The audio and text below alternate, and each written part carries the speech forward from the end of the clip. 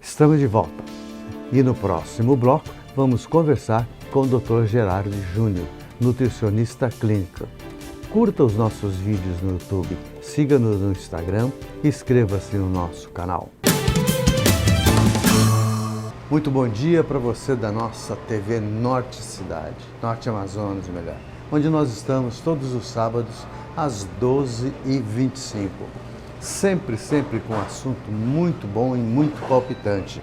E também direto da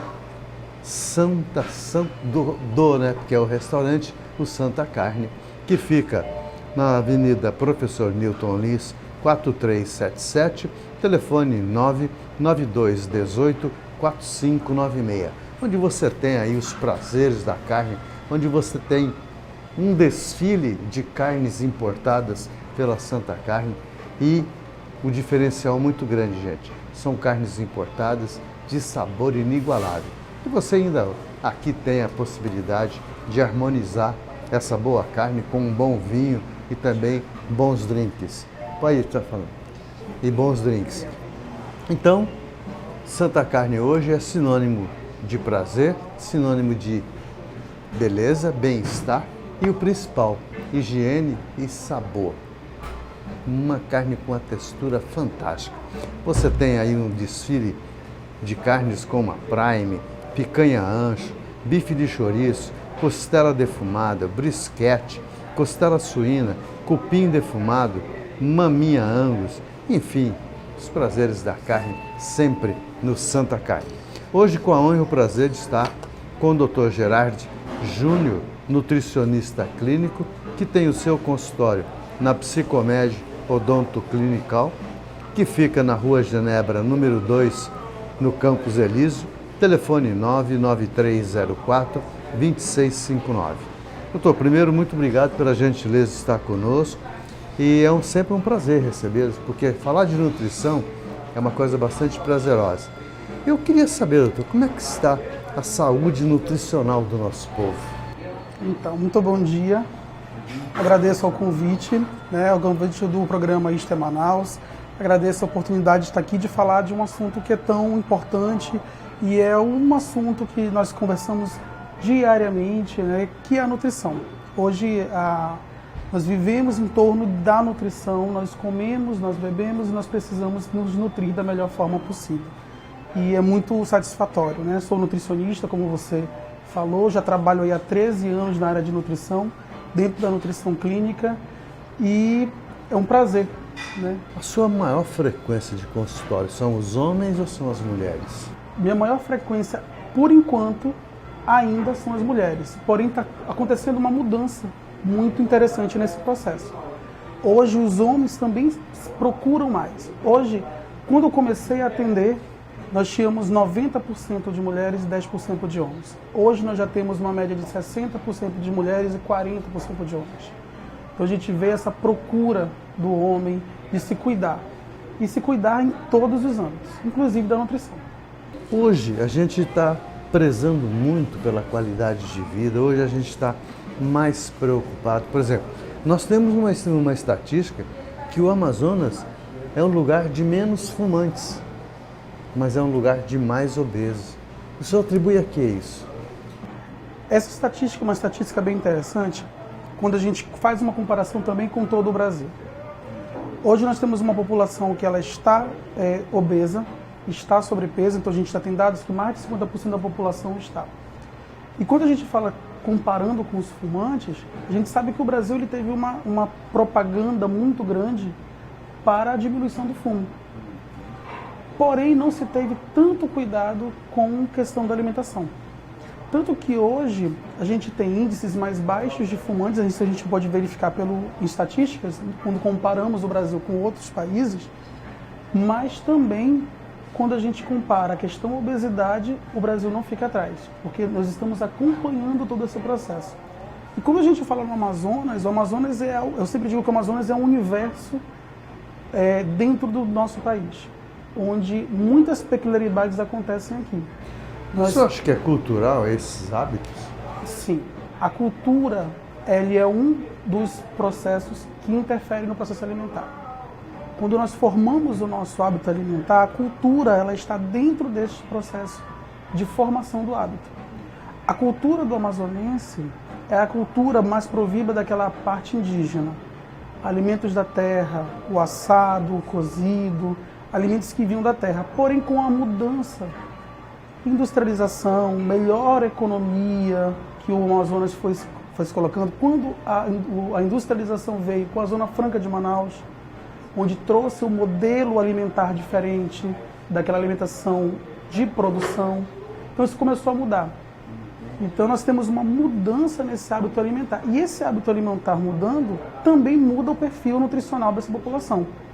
Onde antigamente nós tínhamos pessoas, quando a gente vai fazer a avaliação de transição nutricional, nós tínhamos nos anos 80, 90, uma região com desnutrido, que era uma situação do Brasil e do Amazonas.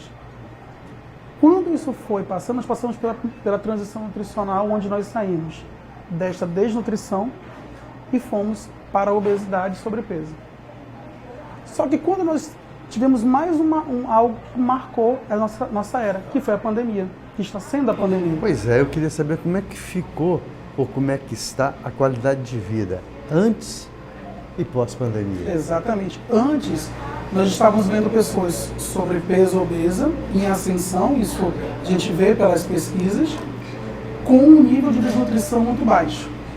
Porém, com esse pós-pandemia, o que aconteceu? Nós encontramos ainda o sobrepeso obeso, porém, em paralelo, a desnutrição aumentou.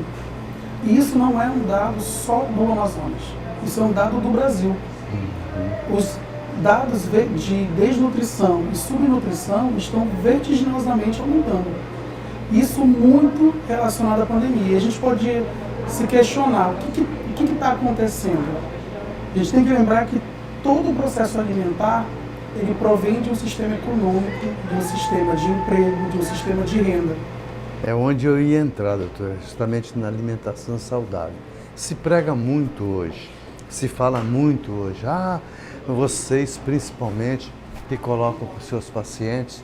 Olha, mas primeiro eu quero lembrar que o Dr. Gerardo Júnior, nutricionista clínico, tem o seu consultório na Psicomed Odontoclinical, Rua Genebra, número 2, telefone, no Campos Elísio, telefone 99304-2659. E este aqui é a Santa Carne, que fica na Avenida Professor Newton Lins, 4377, telefone 99218-4596, onde os prazeres da carne têm presença, vez e voz. Então, a gente se prega muito a qualidade de vida, a alimentação saudável.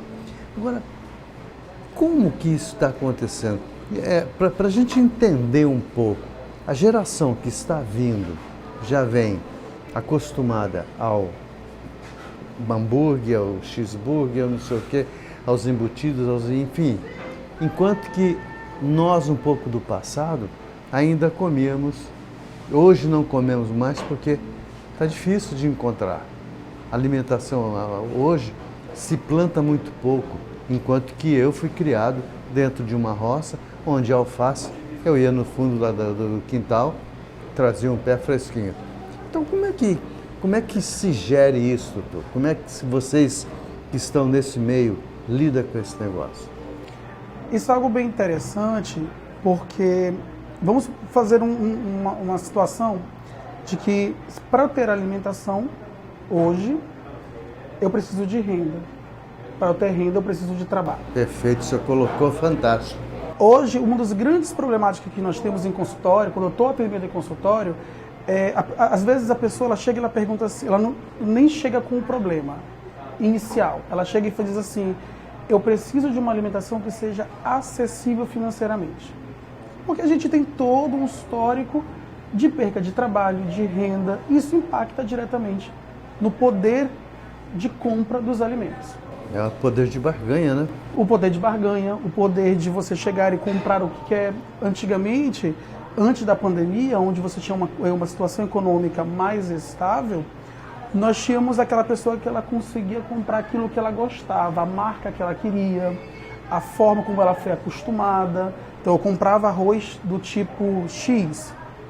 Hoje ele não vai comprar mais aquela mesma marca, não porque ele não gosta, mas é porque ele não tem uma condição financeira, porque ele não pode comprar.